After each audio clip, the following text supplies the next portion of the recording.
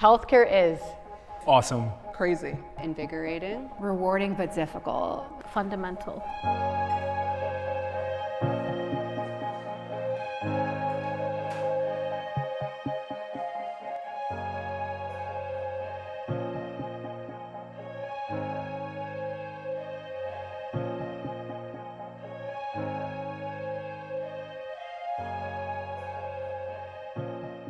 Mental health is a very touchy topic for a lot of people. I feel like nurses and just like healthcare professionals in general are scared to reach out for help, and we have to be so closed in because we're so focused on caring for other people. As a travel nurse, I feel like I don't have as many options unless I look for them on my own. I think that there is a huge shift that needs to occur in terms of mental health. There was a school of thought where it wasn't okay to talk about your mental health. It was almost seen as a weakness. Right. If you are not emotionally okay, then you may not be fit to be a doctor. Right. And I think that conversation needs to shift. And it still happens. I mean, there are so many physicians out there who are scared to speak up. Will it affect my career? Will it affect how my colleagues look at me, how my patients look at me, and will I be seen as weak? And I think the more and more we talk about it, the more awareness we bring, the more it will be okay to say, I need help, and I'm gonna get it. I think there is a huge stigma around mental health and healthcare workers, and I know some other professions as well, where you are looked at differently if you're needing something for mental health. Are you able to perform your job? It doesn't make you weak, and it doesn't make you non-functional if you need help in that area. And I think there still is a big stigma that needs to be broken, but it's getting better. Institutions definitely need to continue to work hard on addressing the issue of mental health and promoting the well-being of healthcare workers, especially nurses and those who work on the front line. While keeping patient and patient care as a priority, we also need to focus on caring for those that care for us. Residents and healthcare workers are having increased rates of mental health issues that are going unaddressed. And I just think there's an irony in that it's our job to learn about it. It's our job to know about whether that's physical health problems or mental health problems. We literally know the science behind it, but we're so hesitant to seek the help ourselves. In healthcare, we're kind of primed to put our patient first. And there's almost I wouldn't say a shame, but a bit of an apprehension to being like, no, give me a second. I need to put my own health first for a second. Because we're just so used to day in and day out putting our patients or other people ahead of us. And I don't think that's a healthy environment to kind of foster, because you can't really pour from an empty cup. I would argue from a scientific point of view that taking care of your mental health is way better for your patient than not addressing it at all. Working long hours, sleep deprivation, excessive paperwork, is those things can break people's minds easily without any pre-existing condition. How much of this environment where we work is actually causing these mental health issues? It's not something that I knew when I was little, because I feel like a lot of people say oh, I knew I wanted to be a nurse, I knew I wanted to be a teacher. I thought I wanted to be a teacher, but that's just a whole different direction from a teacher. But I do feel like it's my calling, and I'm grateful every day. My heart just I don't know, it just feels so full. It's a very stressful job, but I'm just so grateful every day because I feel like I worked so hard to become a nurse. I wasn't one of those kids that wanted to be a doctor from the moment they were born. I love writing, and I thought I wanted to go to college for journalism. I remember at orientation at University of Florida, there were thousands of people in the room, and they were just trying to prove the point that most of you are not going to make it to go on to become a doctor. And they said, who's pre-med in this room? And I looked around and everyone put their hands up, and I put my hand up. And that was kind of, my dad looked at me really? And I was like, you know what? I actually, when I was growing up, I had growth hormone deficiency. So healthcare was actually a part of my life that I just never thought about. And my dad, it's funny, he goes, one day you're going to be a medical journalist. And actually, that's kind of the career path I've set myself up on, which I love. I come from a family of healthcare workers. My parents are both physicians, and I kind of grew up thinking that everyone's parents went to the hospital after school drop-off, and everyone's parents put on scrubs in the middle of the night and got called into work. So I did have to share my parents' attention with their patients, but in a way it kind of meant that I grew up surrounded by medicine, thinking that it was like the coolest job in the world. Like that was my version of superhero, Batman and Spider-Man kind of thing. Awesome. So it was a very natural progression that led me into medicine. I went into medicine, honestly, because I watched the show ER growing up. It's a good reason. It's a good reason. Yes, and it's a good show. Yes, it's an amazing show. Yes, George Clooney. I was obsessed, and I always wanted to be a doctor. I just didn't know what type of doctor, but the show really convinced me that I want to be there. I want to be in that place. And that's how I ended up in emergency medicine. Yeah. And then I evolved into longevity medicine, so preventative medicine, from my journey as an ER doctor. I decided to basically split my time between medicine and health communications. And that was the best thing that could happen for me because, first of all, I have the right dose of medicine in my life, but not too much in order to feel a burden. Right. And at the same time, this health communication aspect is phenomenal because it puts me in touch with what people need. I think probably the reason I went into dentistry is because business is so kind of inherent to, natural for me. I think I've always been somewhat of like a entrepreneur growing up. It's always been my thing. When dentistry came along as an option, it was like, oh my God, this is perfect. I started at the age of 17 working as a housekeeper in a hospital and to help my family, and quickly I escalated through the hospital using the resources that were available for the staff. While being a housekeeper, I became a patient transporter. And then from being a patient transporter, I became a unit clerk. And from being a unit clerk, then I studied to become a registered nurse, which is where I am today. It definitely inspires me to continue to push forward and to do more, especially for the community, and to be able to give back. I think all staff nurses should be paid what travel nurses get paid.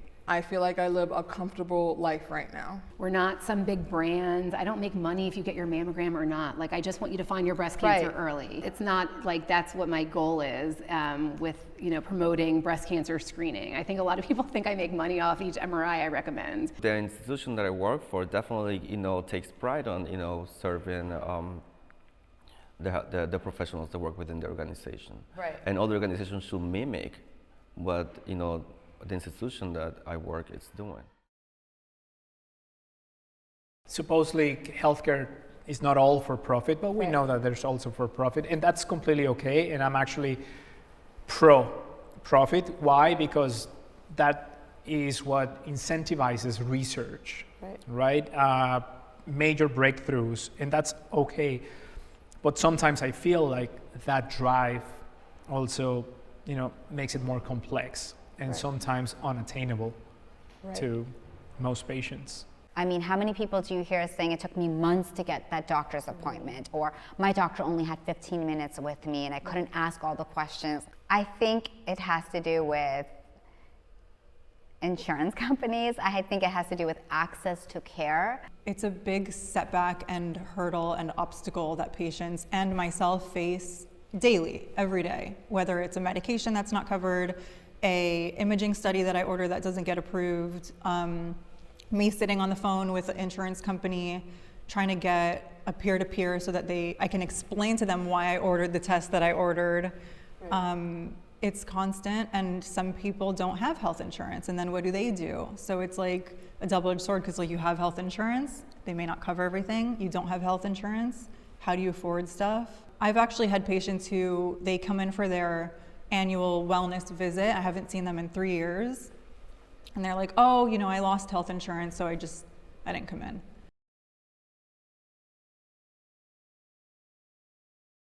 COVID was a huge hit to the medical system as a whole. I just think that doctors, were kind of on the offense. Somehow we were made to look like the villain, even though we were working the front lines. Right. And I think that was something that was really hard. So I started my medical training here in the US at the height of COVID, to the point where I didn't actually know what my co-residents' faces looked like for months. Wow. And that was kind of difficult to kind of go from needing your needing to use like every facial expression to communicate with your patients and each other, to just like reading each other's eyes. I gotta say that I'm more hopeful now because at least I sense that there's a bigger awareness of all the obstacles that we're facing. Right. And I think that the pandemic, ironically so, helped making these visible to the nation.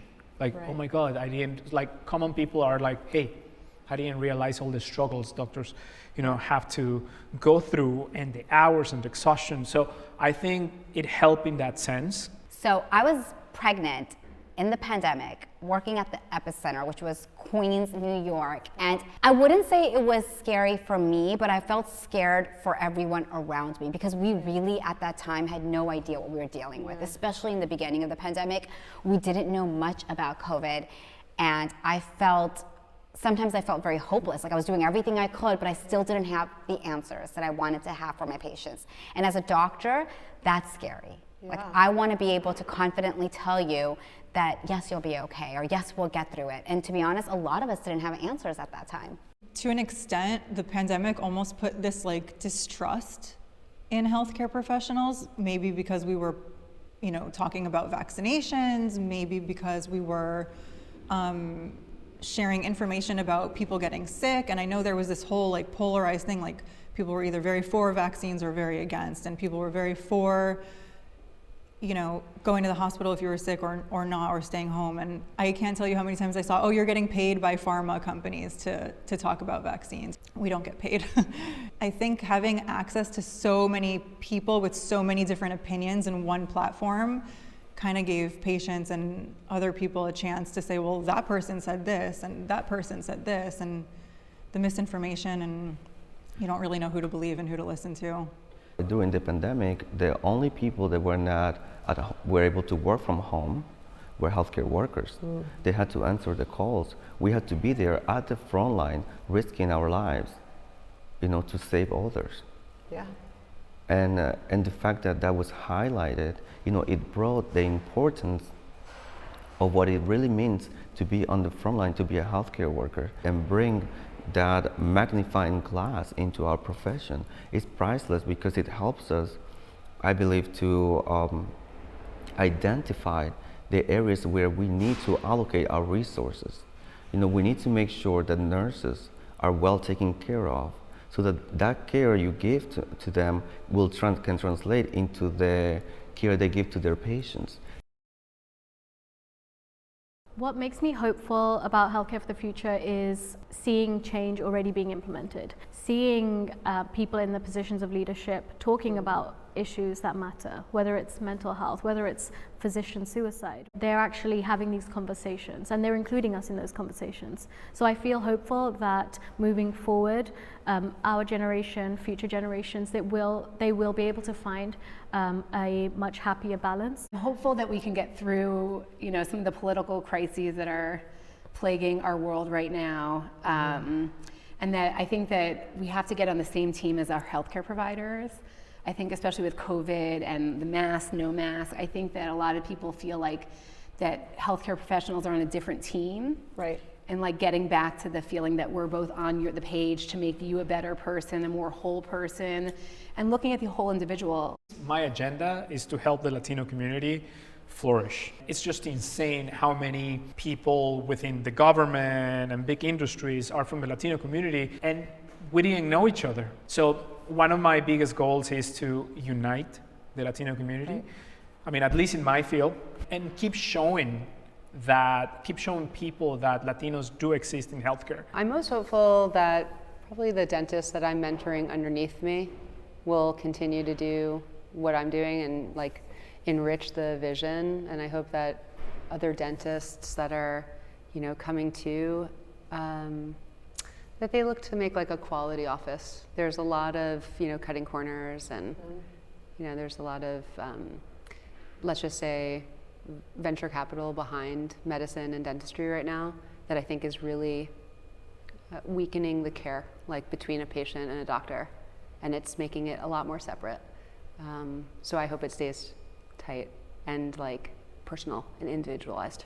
I would love to go into leadership. I know it's been one of my dreams to continue to grow within the nursing profession and become a leader. So what I'm doing now is I am pursuing my master's in business administration and hoping that I will become a nurse manager and hopefully a nursing director, and then continue to grow within the administrative route.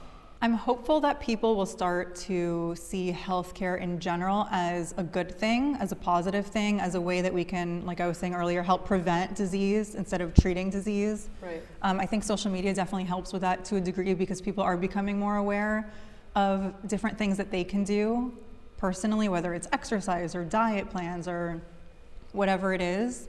That definitely opens people's eyes up to different avenues they can take. So I'm hopeful about that.